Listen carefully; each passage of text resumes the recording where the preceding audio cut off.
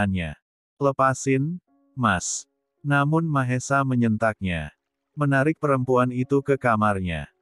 Kamu nggak akan pulang dalam kondisi seperti itu, Bun.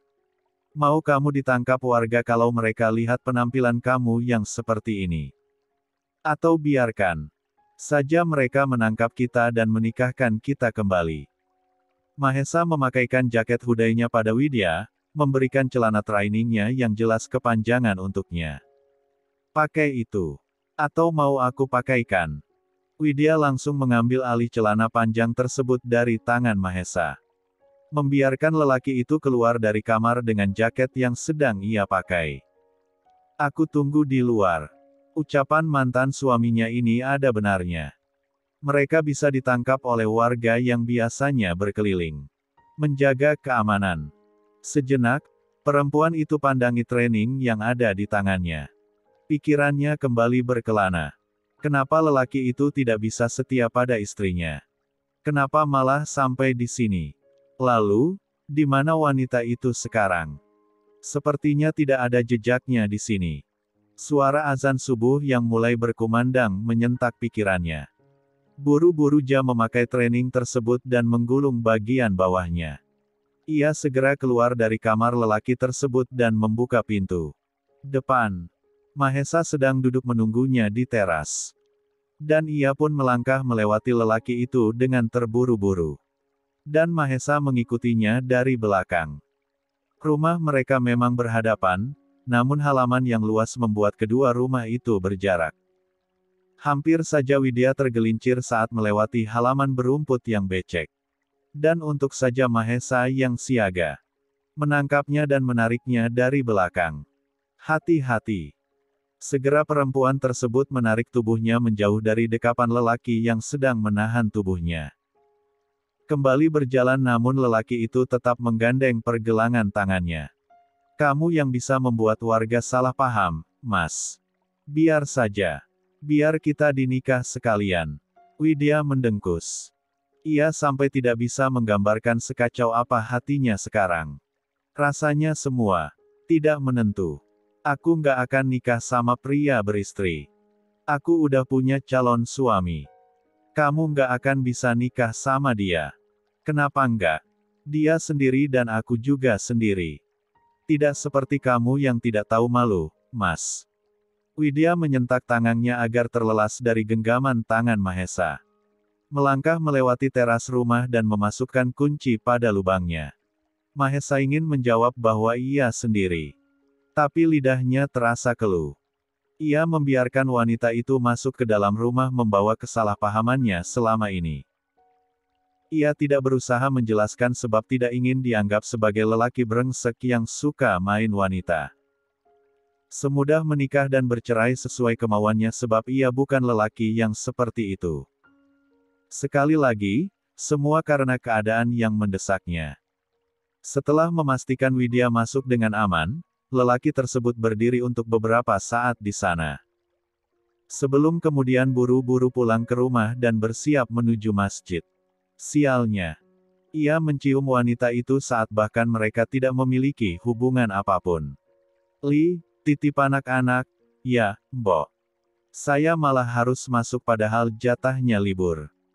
Pagi-pagi setelah pulang dari rumah Mahesa, Widya segera memasak untuk anak-anaknya.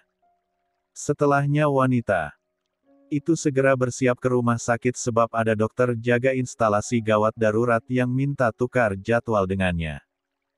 Padahal minggu ini ia ingin bersantai dengan si kembar. Sadar ia masih dokter internship, ia sungkan untuk menolak. Oke, Non. Beres. Mira gimana kondisinya, Mbok? Tanya Widya sambil memasukkan kotak bekal dalam tasnya. Udah baikan. Udah, Non. Alhamdulillah pagi ini udah seger karena minum obat yang Non kasih. Manjur, Non. Makasih, ya, Non. Non Widya emang dokter hebat. Widya tersenyum. Sama-sama, Mbok. Non berangkat sama siapa? Bosri celingukan, tidak melihat Abi yang biasanya datang untuk sarapan di rumah Widya sekalian mengantar perempuan itu bekerja. Kok Pak Abinya nggak ada? Saya sendiri, Mbok. Naik ojek online aja. Mas Abi lagi Jogja sekarang. Mungkin besok pulang ke Wonosobo. Ada panggilan di sana. Bosri mengangguk-angguk paham. Saat bunyi klakson terdengar dari luar, Widya segera bergegas. Kalau anak-anak udah bangun tolong langsung disuruh mandi dan sarapan, ya, Mbok. Jangan biarin mereka keluar ke halaman sebelum melakukan itu. Baik, Non. Siap. Telepon dan kabari saya kalau ada apa-apa, Mbok. Oke, Non. Hati-hati, ya. Tanda hubung titik. Instalasi gawat darurat. Dok, pasien hamil 35 minggu. 2 hari lalu infonya abis cek USG. Sekarang ada flek juga kontraksi. Seorang perawat menghampiri Widya yang sedang duduk di belakang meja nurse station sambil memberikan catatan rekam medis pada pasien yang baru saja ia periksa. Ia pun segera berdiri dari duduknya dan melangkah menuju pasien yang perawat itu sebutkan. Belum cukup bulan, Ran. Konsulkan sama dokter Handoko setelah tegak diagnosa. Baik, dok. Tirai salah satu bilik pasien dibuka oleh perawat yang menemani Widya. Menampilkan perempuan yang tengah terbaring dengan perut besarnya. Lelaki yang berdiri di samping perempuan itu langsung menoleh ke arah Widya. Yakin jika Widya adalah dokter yang akan memeriksa istrinya sebab melihat perempuan itu mengenakan jas putih khas dokter. Tolong periksa istri saya, dok. Tadi jatuh dari kamar mandi. Sekarang malah kontraksi seperti ini. Yang tenang? Ya, Pak. Saya coba periksa dulu. Sakit banget, Mas, ucap perempuan berkerudung itu sambil menggenggam tangan suaminya erat-erat. Nyeri rasanya. Sabar, sayang. Biar diperiksa dokter dulu, ya. Widya pun mengembalikan fokusnya pada pasien yang masih terbaring di sana.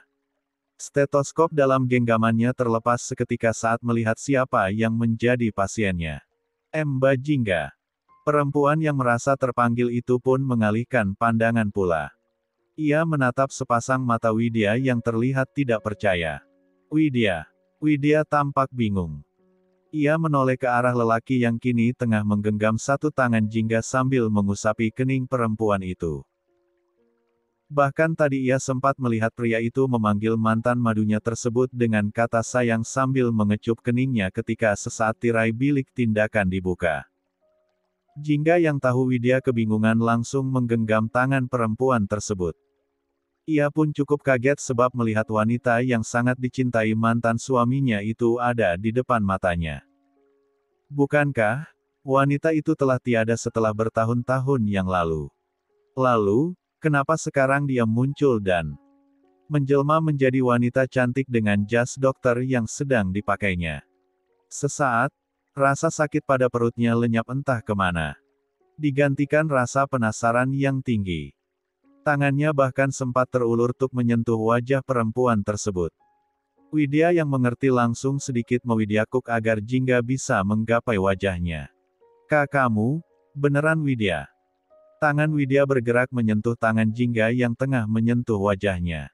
Melingkupi tangan perempuan itu dengan tangannya. Iya, Mbak Jingga. Ini Widya. Mbak apa kabar? Jingga langsung menarik Widya ke dalam pelukannya. Merengkuh malaikat putrinya tersebut dengan erat. Kamu yang apa kabar, Bun? Kamu sengaja ngilang selama ini. Kenapa, Bun? Kenapa kamu lakuin itu? Mas Mahesa. Terpuruk tanpa kamu, Widya. Dia hancur tanpa kamu. Sepasang mata Widya memanas. Otaknya belum benar-benar mencerna, tapi ia sudah bisa menyimpulkan bahwa Jingga tidak lagi bersama Mahesa. Tapi, benaknya jelas bertanya-tanya. Ia butuh penjelasan. Sina sama Cila sedih lihat kamu nggak lagi sama papanya. Mereka datang terus ke dalam mimpi Mbak. Widya Rasa nyeri itu kembali mendesak. Kontraksi itu kembali datang. Sayang. Suara lelaki itu kembali menggema memanggil Jingga di telinga Widya dengan sebutan sebagai pasangan.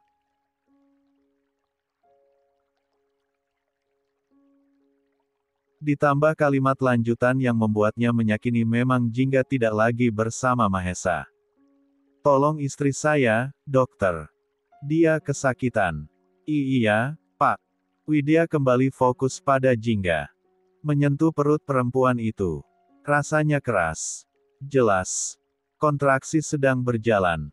Dari tadi malam udah kerasa sakit, Bun. Tapi nggak sekuat ini. Kayaknya Mbak mau lahiran. Tapi usianya baru 35-36 minggu kata dokter kandungan 2 hari lalu. Satu tangan Jingga sudah mencengkeram bantal yang ia pakai untuk alas kepalanya. Satu tangan lainnya mencengkeram tangan sang suami dengan erat menahan kesakitannya. Widya jelas tahu apa yang akan dilakukannya setelah ini. Jangan ngedan dulu, Mbak.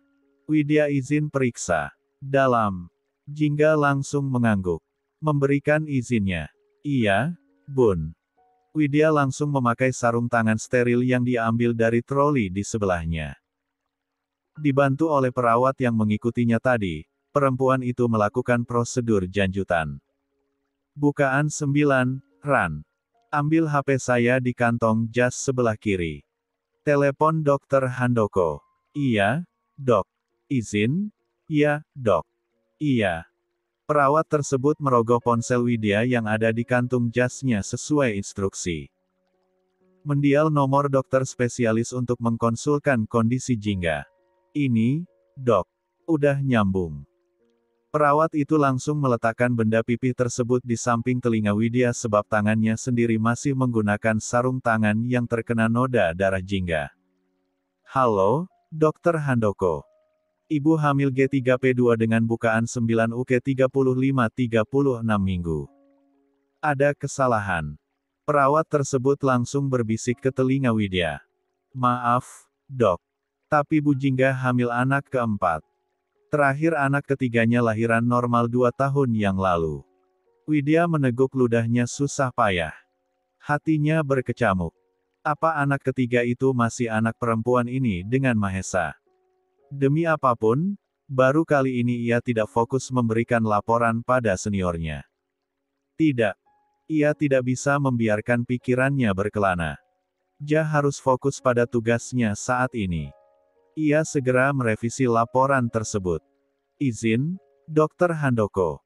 G4P3A0, riwayat partus spontan. Fase deselerasi. Dokter Widya tangani saja. Pimpin mengedan seperti biasa jika sudah lengkap. Ada diagnosa penyulit? Tidak ada, dok. Ku ibu normal. Tekanan darah juga stabil. Hanya saja usia kandungan. Oke. Pembukaan sudah hampir lengkap. Nggak bisa diapa-apain. Bayi hampir aterem, mudah-mudahan nggak apa-apa. Nanti konsulkan sama spanya. Minta bantu damping bidan jaga untuk membantu.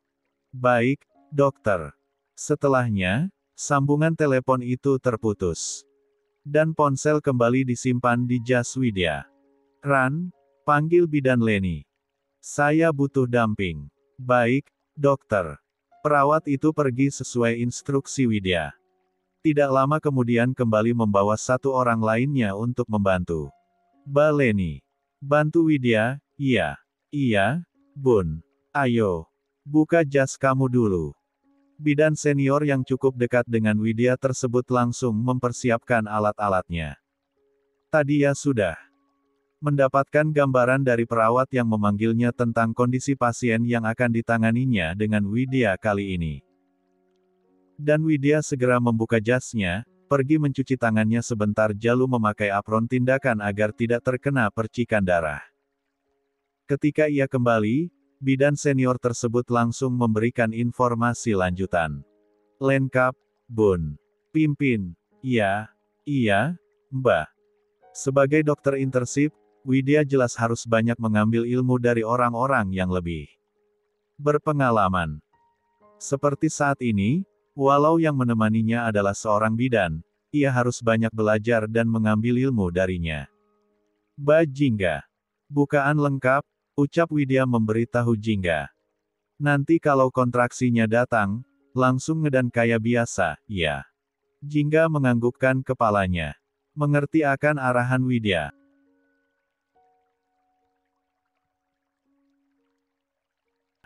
Ia jelas sudah berpengalaman melahirkan 3 bayi secara normal sebelumnya. Dan kali ini rasanya kurang lebih sama. Iya, Bun. Tidak lama kemudian, proses persalinan secara normal itu pun terjadi. Widya memimpinnya dengan baik.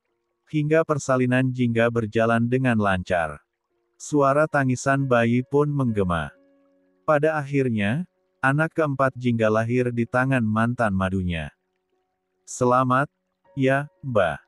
Anaknya lahir tanpa kurang apapun. Cantik banget. Makasih, Bun. Jingga tersenyum tulus pada Widya. Ketulusan menguar pekat di sana. Makasih banyak.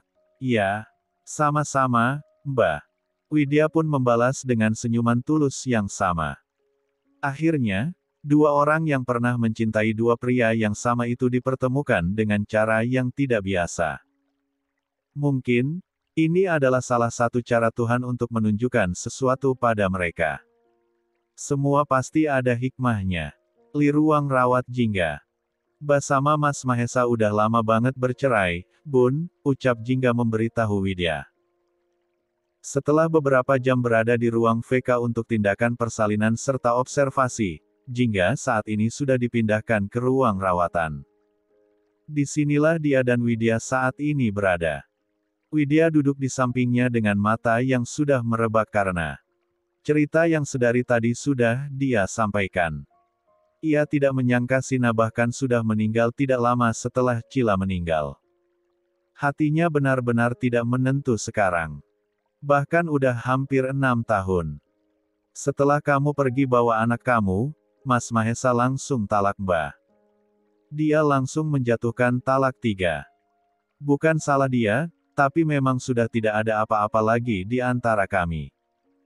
Pernikahan itu sedari awal sudah salah, Bun.